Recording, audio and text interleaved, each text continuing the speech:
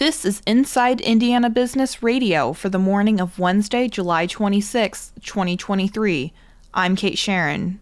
Members of the South Bend Common Council approved a request for a tax abatement this week from developer Holiday Properties to bring a $31.5 million apartment complex called Five Corners to the corner of Eddy Street or State Road 23 and Corby Boulevard. It's the latest in a growing string of projects that have reshaped the busy corridor to the south and east of Notre Dame's campus. Vice President of Three Leaf Development, Joseph Stanton. The big thing for us, that what attracted us to developing this project is the location. So, location in real estate is obviously everything. So, given that we're so close, just a 9-iron, so to speak, from campus. The developments, all at various stages, range from high-end condominiums with rooftop views to fully furnished luxury apartments with private fitness centers and ground floor retail. All have one clear audience in mind, the Notre Dame crowd. Some of them students, others alumni or faculty, all willing to pay a premium for high-quality amenities a stone's throw from campus. Some have critiqued the growth for its lack of affordability, especially with condominiums likely to be scooped up by Notre Dame alumni in town only during football season. Evansville-based Old National Bank reported a second quarter net income of $151 million and earnings of 52 cents per share. CEO Jim Ryan said the quarterly results show the bank is well positioned and they are executing on their growth strategy.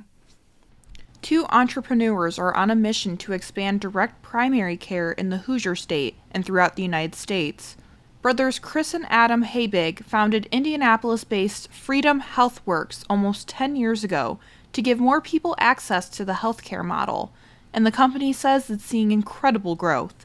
Inside Indiana Business reporter Kylie Valletta. Using direct primary care, or DPC, patients pay their physician directly, typically a flat monthly fee, eliminating the insurance middleman.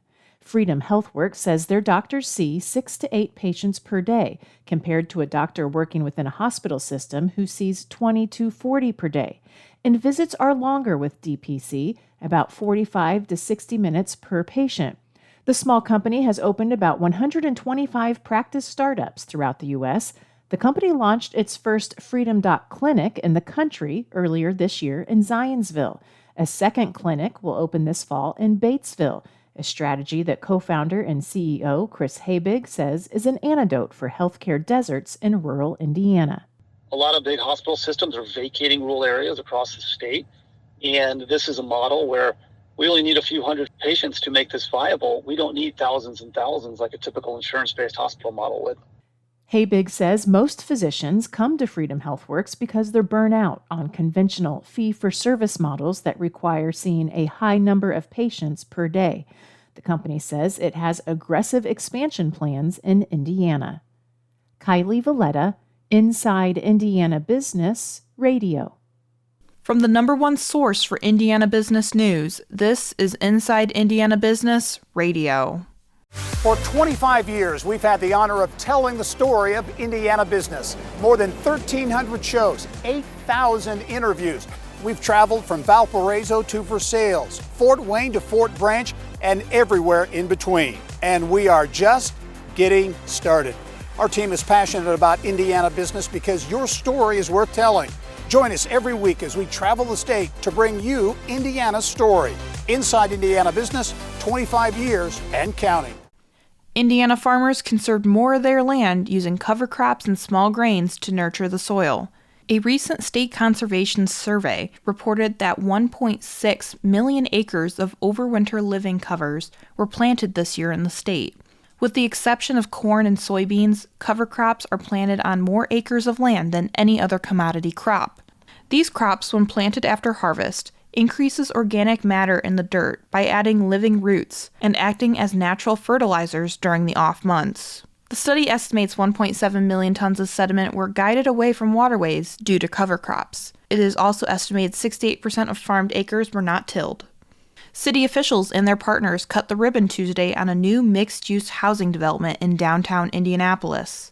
Wesley Place Apartments is a $43 million project with 244 units opening near the IU Methodist Hospital expansion at 18th and Illinois Streets.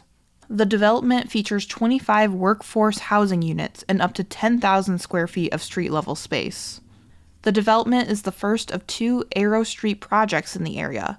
Hall Place, a 280-unit project adjacent to Wesley Place, is slated to break ground later this year. A natural gas pipeline installation in Cass, Miami, and Howard counties has been completed.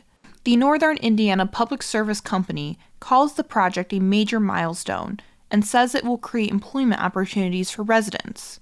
The project will channel services through the Star Plus Energy joint venture EV battery plant in Kokomo. WGU Indiana Chancellor Allison Bell is this week's guest on the Business and Beyond podcast with Gary Dick, presented by PNC, a weekly conversation with high-profile Hoosiers in business, sports, and entertainment, and beyond. Available now from your favorite podcast provider. I'm Kate Sharon for Inside Indiana Business, Radio on Demand.